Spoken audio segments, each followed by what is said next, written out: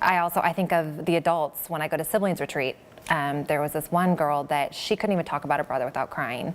And when she was leaving 4 days later, she was again crying because she didn't know what she was going to go back to. She was in such a safe place. She was with people that got her and had been through the similar tragedy. And COPS does that.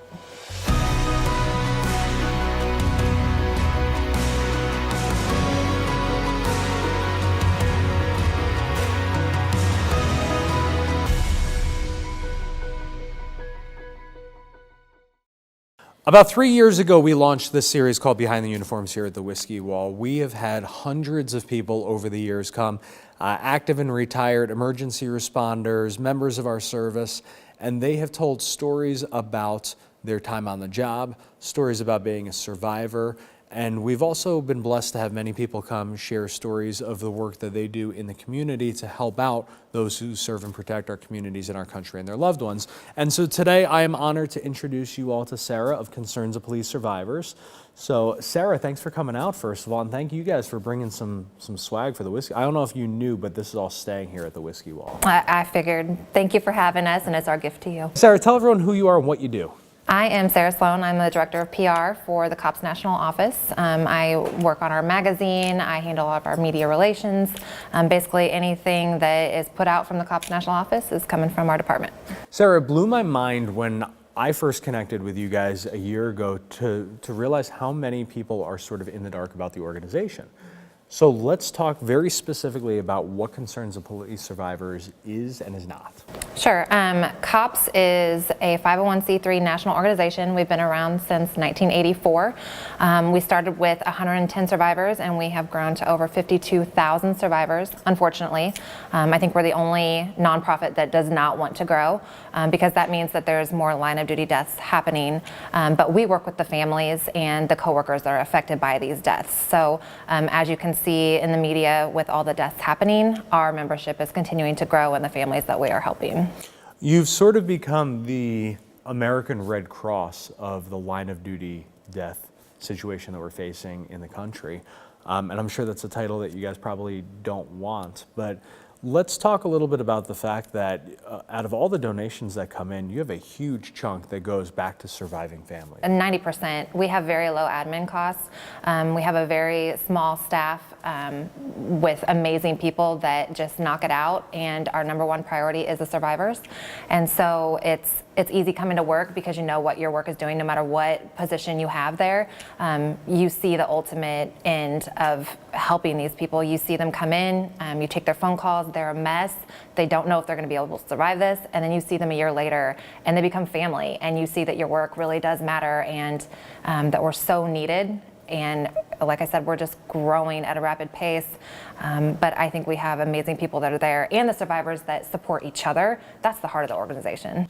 Now, you almost went into law enforcement, right? I did, yep. I went to school to be in more forensics, but to also be an officer, and I was in my investigation class. I was a senior. I changed my major at the very last minute, but we had to review real crime scene photos, and it was a child.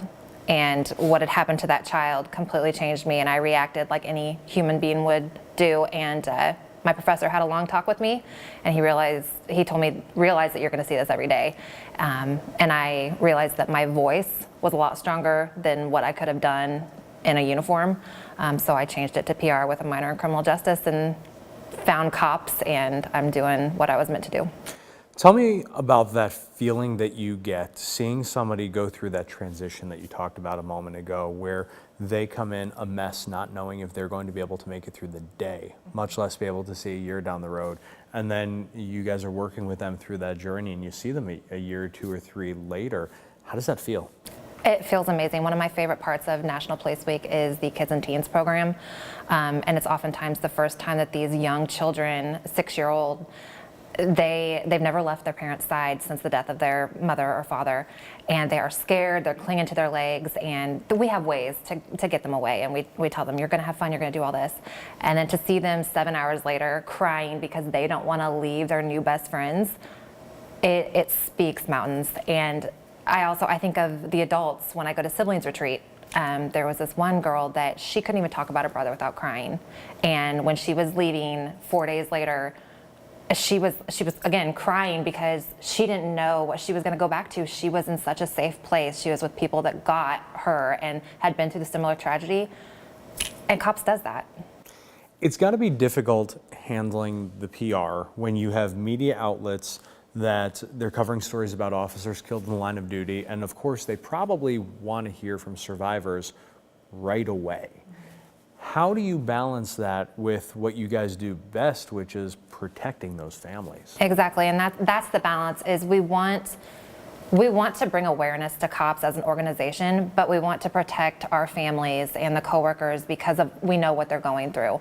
And from survivors that have been through it, them giving us their feedback of, we have so much media in our face at such a tragic time that we want to be careful.